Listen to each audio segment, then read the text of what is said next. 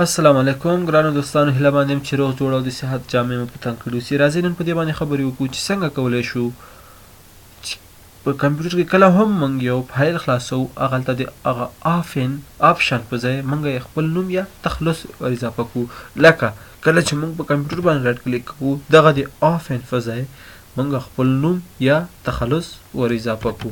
راځو دغه عمل په څو مرحلو کې کوو. لومړی به ورته په رن کې ریجیډیټ ولیکو، د هغې څخه وروسته به بیا د ایچ کې کلاسز روټ باندې ډبل کلیک کوو، د هغې څخه به وروسته به د فولډر په نوم فایل یا هغه فولډر پیدا کوو، په هغه به هم خلاصوو. د هغې څخه وروسته د شیل به خلاصوو، شیل کې به آفن پیدا کوو، آفن کې به داخل ډیفالټ هلته به د خپلې خوښې نوم ورته داخلوو. د هغې څخه وروسته به زموږ چې کله هم کوم فایل خلاصوو نو هغه زموږ د خوښې نوم به د آفن په ځای راځي.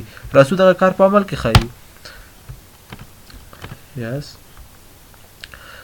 په ایچ کې کلاسز روټ باندې کلیک کوو، خلاصوي.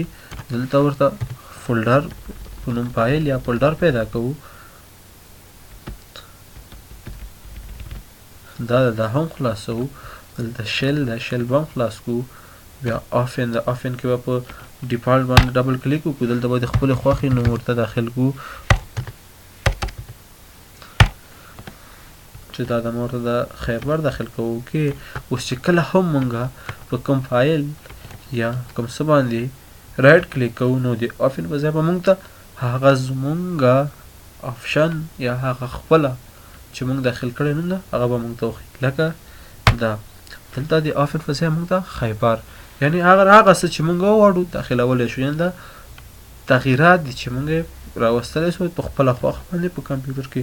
مننه دوستانو، هیله مند یم چې ویډیو مو د خوښې وړ ګرځېدلې وي، او چېرته مو دغه ویډیو د خوښې وړ ګرځېدلې وي نو زمونږ چینل له ځان سره سبسکرایب او له دوستانو سره یې شریک کړئ. مننه. د یو بلې خوندورې ویډیو پورې تاسو پورې او بخونکي مهربانه خدای سپارم. الله مو مل خوشحاله اوسئ.